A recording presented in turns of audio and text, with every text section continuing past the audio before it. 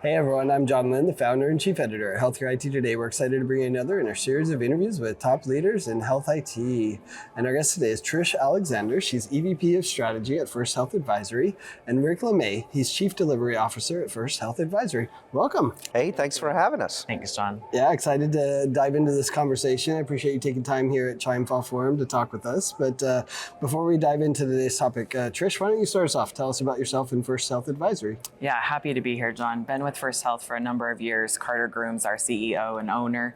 We are 100% committed to cybersecurity and 100% committed to healthcare. So cybersecurity from strategy to execution within healthcare. That's our partnership. That's our focus. It's our passion. Awesome. Rick, how about yourself? Yeah, well, once again, thanks for having me here. I'm Rick LeMay. I'm the Chief Delivery Officer here at First Health Advisory. Strategy to execution, I'm the one responsible for making that happen. So I work with organizations solving complex problems throughout their entire environment. Well, let's talk about that, Rick. I mean, as cybersecurity experts that are working closely with the healthcare industry, what emerging or ongoing cybersecurity challenges are CIOs and CISOs currently navigating? Well, first and foremost, I don't think there's any emerging challenges. We're still experiencing the same challenges they've had in the past. The only addition to that is a smarter threat vectors that are coming at them, less resources in order to accomplish it and actually address those vulnerabilities and risks that are identified. Interesting. Trish, what would you add to that? I'd say none of the risks have gone away, right? They do just keep growing and growing. It's true. Yeah. That is interesting, right? It's not like they sunset some cybersecurity risks. Because... Like, oh, we got that one. Yeah. I'd never thought about that. That's super fascinating. And it's challenging too because success means nothing happens sometimes. And that's difficult to measure. Yeah. Like, yay, nothing happened. Yeah, it's true with cybersecurity that you don't celebrate the fact that you haven't been breached. Right. Maybe we should. Right, we probably should, for sure. Yeah, that's interesting. Trish, I want to talk about assessments too, right? I mean, obviously, assessments are built into HIPAA, right? Risk assessment, we're familiar with it, right? But I kind of feel like, assessment fatigue is really becoming an issue in healthcare. We're assessed left and right, cybersecurity and otherwise. But how do you turn kind of assessment findings into momentum and even accountability rather than just kind of this checklist exercise like, oh, I'm HIPAA compliant, I did my assessment. Right. No, great question, John. And there's a lot of value in a lot of the assessments and a lot of really wonderful frameworks that can be guidelines and barriers and help kind of guide a program, right? But assessment fatigue is a real thing. We hear it all the time. Rick and I are continually working with our partners and clients, and we're hearing, hey, I know what the problems are, right? I know many of my gaps, many of my challenges. I need help doing. I need someone to come in and help me accomplish closing those gaps and moving the needle and getting my roadmap progressing instead of just another list of things to do. So there's definitely a place for assessments. I think that they're a necessary evil. And we do have to check that box every now and then, but really transitioning that into a strategic roadmap that allows you to progress and move forward and make some adjustments, course adjustments as you go. We often partner with our clients to do assessments on an every other year basis rather than an annual, with an annual update. So they're still meeting all the requirements that they need to meet on an annual basis, but we're doing a real deep dive every other year with regular periodic updates so that they have a snapshot now of the current situation. Yeah, that's actually absolutely correct. Like I said, assessments are a necessary evil. Right? It gives us a foundation on where is your organization sitting, right? And then Trish talked about, how do we get from point A to point B with logical and achievable goals, right? So like Trish said, we do not do assessments every year. We do them in a frequent basis, biannually. It's usually, like she said, when we do that. But it gives us the opportunity to measure progress, right? The question you asked is how do you measure success, right? Traditionally in healthcare, measured success is how well you do on your assessments. But there's more to it now because the stakes are higher with all the different types of technologies that are coming in, the increase in the threat landscape. We really have to protect ultimately the patient. and care. Absolutely. And the stakes are high, the reputation-wise, the fines, everything that goes into it. But from your perspective, maybe you could start, Trish, like what distinguishes an organization that truly like matures their cybersecurity posture, from those that simply complete the assessment, do the kind of governance checkbox, that's there. Yeah. Like what are the most effective and mature programs doing differently than maybe those, that haven't been able to do that? Yeah. The mature organizations that we work with they have board level, C-level, executive level buy-in, right? This is no longer a once a year report from the CISO for 5 minutes or one slide, right? This is a regular occurring conversation at the highest levels. There's a cultural involvement from the entire team, meaning nurses, facilities, right? It's no longer just an IT conversation. Right. Yeah, they're not stovepiped anymore. Right. Cybersecurity is a part of the enterprise risk management. It is treated the same as financial risk, patient safety risk, physical risk, right? It's all treated equal, and it informs business decisions and in meeting business objectives. I mean, let's dive into that a bit more, right? Like cybersecurity risk is ultimately a business risk. Absolutely. We've seen that over and over with all the breaches that have happened. Yep. So how do you translate like the technical threats that, every CISO loves the technical, approach, right? But how do you translate that into business impact, and how does the culture influence whether organizations take action or not? Maybe you could start. Yeah, so first and foremost, you got to have a clearly defined goals and objectives. A part of the 3 to 5 year strategy, what we found successful in organizations, security is a part of that 3 to 5 year strategy. What are the goals and objectives of cybersecurity, how it fits the overall enterprise? If it's ingrained in the overall enterprise, it does a couple things. It keeps everybody on a level playing field. Everybody understands what the roles and responsibilities are. And that culture starts to change because now it's a top-down driven event that permeates throughout the entire organization. Interesting. What would you add? I think that goes back to what we were talking about of getting away from that checkbox. It takes it away from being a once a year topic, right? It becomes a common theme in the organization. It's who they are. It aligns with their mission. It aligns with their business goals and objectives.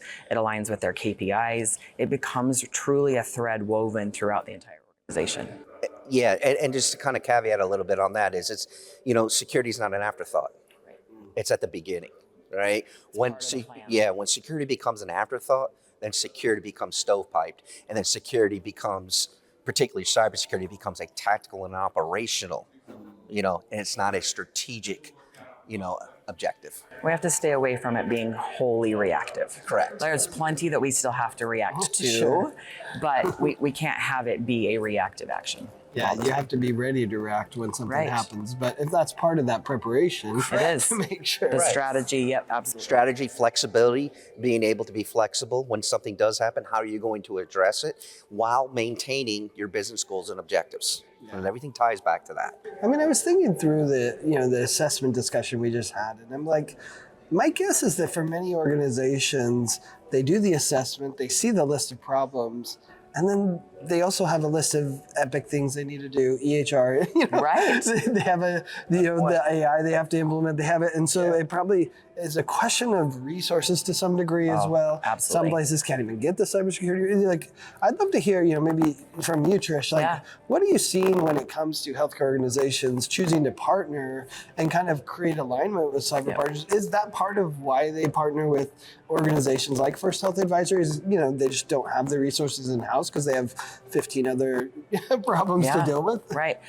I think there's a multitude of challenges that come with resources. And it literally is one of the top answers that we get every time we poll the healthcare industry about challenges in cyber is resources.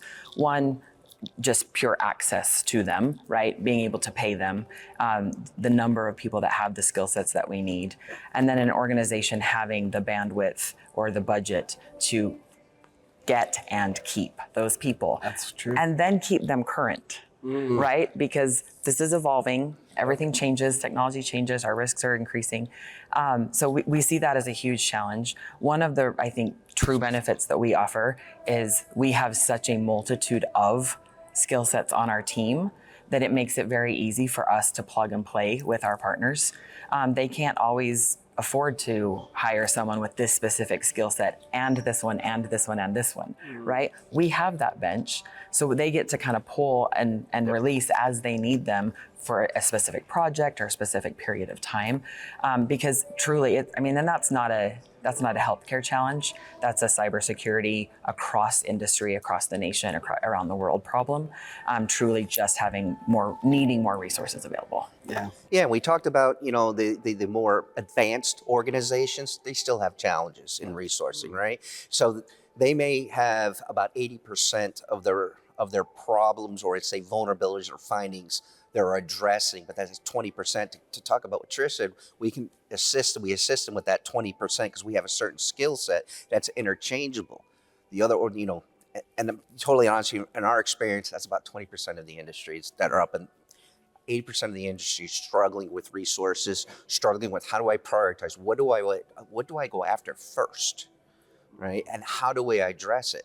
And that's where we come in and partner, not only with the skill set, the knowledge, and the resources, but also the experience of what is truly important to you and what should you address first. And the needed flexibility. Yeah, right? flexibility is key. Flexibility is key. Interesting.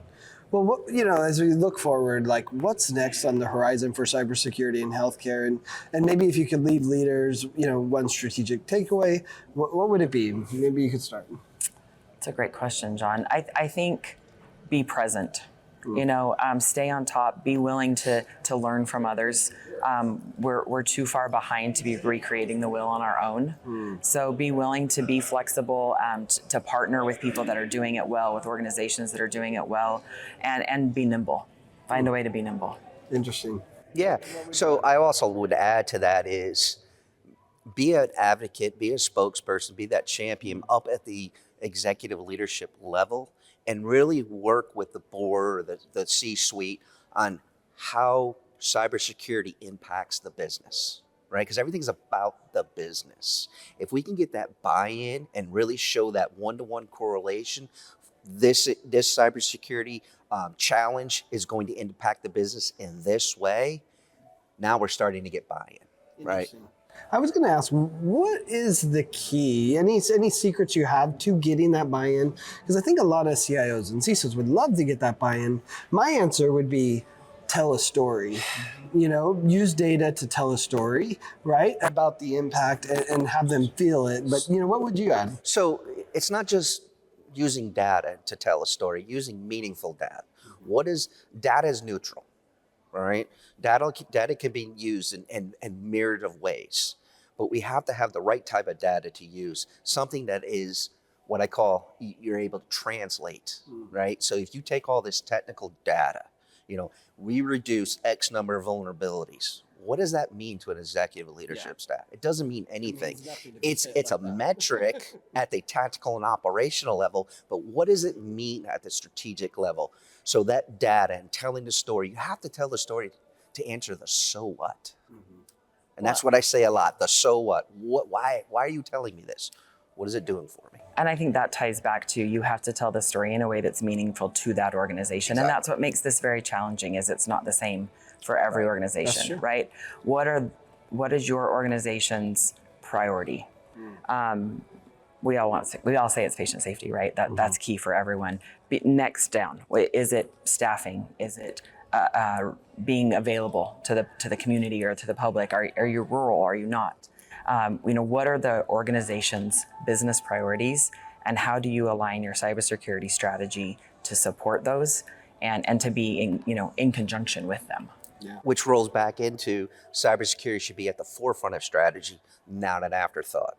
Yeah. And that's key. Trish, Rick, I appreciate you both taking time to talk with me. I love these perspectives.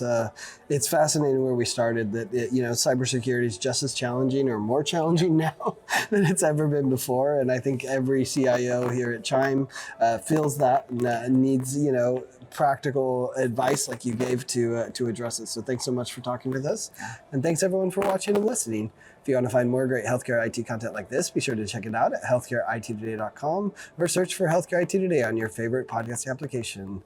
Thanks so much. Thanks, John. Appreciate it.